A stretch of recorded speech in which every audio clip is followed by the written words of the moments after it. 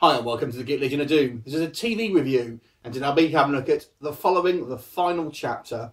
So the last in season 1 of the following, and it's a fairly predictable episode, and this will have some spoilers in it, so I can't really talk about this episode without actually giving away a lot of what happens. So please make sure you watch the episode before looking at any further in this review.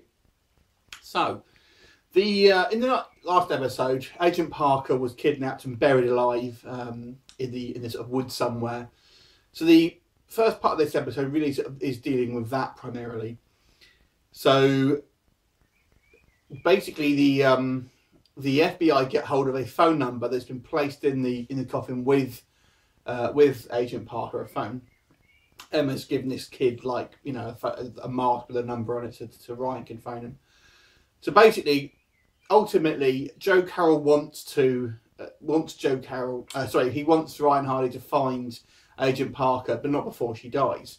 And sure enough, after a kind of exciting but rather predictable, you know, turn of events, they basically manage to track down Agent Parker. And when she starts saying, you know, tell my sister and my mother that I love them and all of that, you kind of know she's going to buy the farm. But one of the early things here is they're sort of trying to track down where Claire is. They basically find one of sort of Joe Carroll's minions after he's taken pot shots at Agent Weston, and they sort of beat him up and sort of get the location of where Agent Parker's buried. And they're kind of on the phone to her, and they say they're 5 to 10 minutes out, and they are speaking to her, and then we get to the actual burial site, and they find her and she's dead, and they can't resuscitate her. And I thought, well, it's at most been 10 minutes, and she was like literally the last time. I mean, unless she literally died the second the phone call ended, because she was talking and stuff. So she couldn't have been that sort of short of breath. That to me sounded a little bit of too short a time, and they kind of gave up on the CPR a little bit too quick, I thought, because I thought, well, if she's been dead, say 5 minutes, yes, it's a fairly long time, but there's still, you still don't know that she has died that amount of time. So to me, that was a little bit too close for me. I think they should have maybe given it half an hour till they sort of found her or so, and that would have been a bit more realistic, I think, in regards to her sort of death time. But anyway, so Agent Parker is sadly not with us anymore, and obviously they find the manuscript of the book that Joe Carroll's been writing in the coffin, as if he wanted to Hardy to find it, and in that it gives Ryan directions to go for this final confrontation, and he's held up in a lighthouse with Claire and sort of Emma and I think another guy. And in the book, basically, it basically says for Ryan Hardy to go in alone, and that's what he does. Now, that again, I was a little bit annoyed, because would you really do that? Would you really risk the life of this woman you fancy because the serial killer said to go in alone? I mean, you could have pretended to go alone. They kind of thought that Mike Weston was going to be killed by this guy taking pot shots at him, so he wouldn't have known. So I don't know if I see the logic in Ryan Hardy sort of going alone to sort of try and meet Joe Carroll for the sort of final time.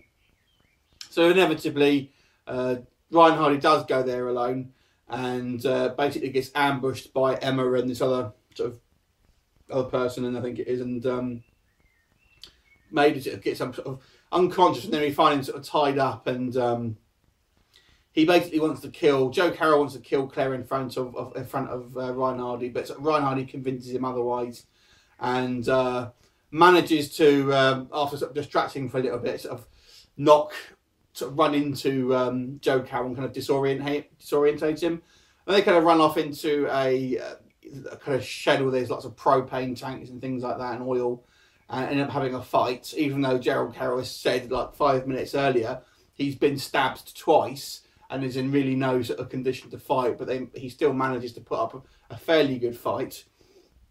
and then they have a kind of fight, and the place catches fire, and we sort of see Ryan Hardy escape. And although we don't necessarily see it, we kind of hear Joe Carroll screaming, and we're told after the fact that they found a body and they've identified it by dental records, and you know, it was Joe Carroll. But because we didn't see it on the screen, you know, it does leave the door open for him to not be Joe Carroll, and especially as this had a second season, it's you know, it's kind of, do we really think that the sort of main antagonist is going to be dead?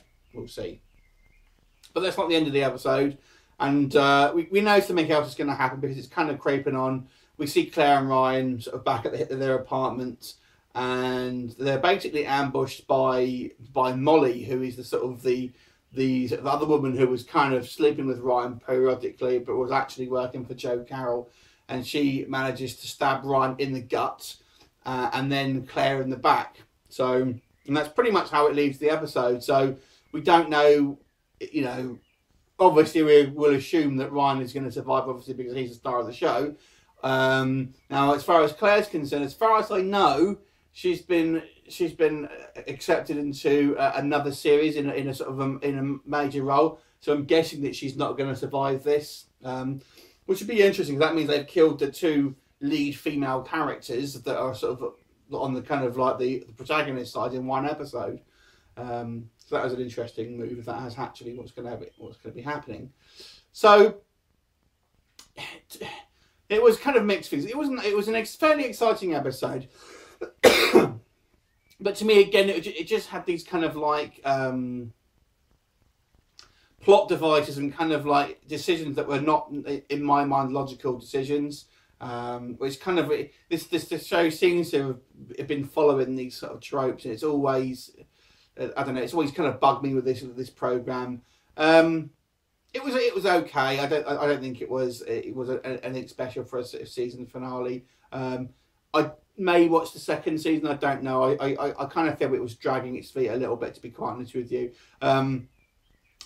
Give this one a 6.5 out of 10. It was okay. What do you think of the final? Leave me a comment on what are your thoughts, and are you going to catch the second season when it comes on air? And do you think Claire will survive? Leave me a comment. I look forward to seeing you next time. Bye for now.